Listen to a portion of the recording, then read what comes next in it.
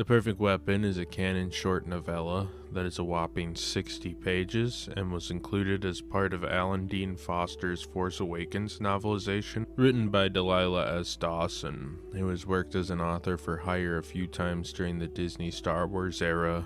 Also writing the classic Minecraft book Don't Fear the Creeper. The Perfect Weapon stars Bazine Natal, a mercenary who had a brief cameo in The Force Awakens, and takes place in 29 ABY. Bazine gets hired to go on a mysterious job to a stormtrooper retirement facility. Anyway, she needs a ship, so she gets one from her old teacher Clodagh, who straps her with the student Ori Tinro. The pair arrive on the planet Vashka to find the trooper in question. Ori turns out to be an awful mercenary who is semi-competent at computers, and Bazine hopes he won't double-cross her. She finds the location of the facility and knocks out Ori, only to find the place is infested with Dax, these giant insects that already killed most of the people in the facility, but one crazed trooper who takes her to another trooper that she's actually looking for's remains. Though she finds the case that she was sent off to find, and while about to escape, Clodagh appears and double-crosses her for this mysterious briefcase. Natal throws a thermal detonator, causing Clodagh to fall into a sinkhole and ultimately escaping with the suitcase.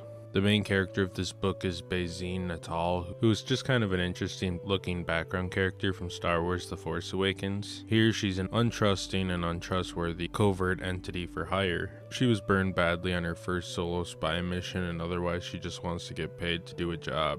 Ori Tenro is a new to the game spy who is good at technology but is bad at spying.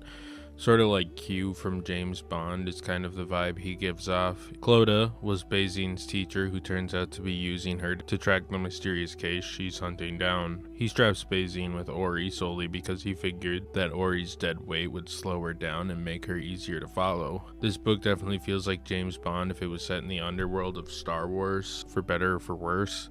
It is mostly just a conspiracy novel with this mysterious case and some spy versus spy action between Bazine and Clodagh.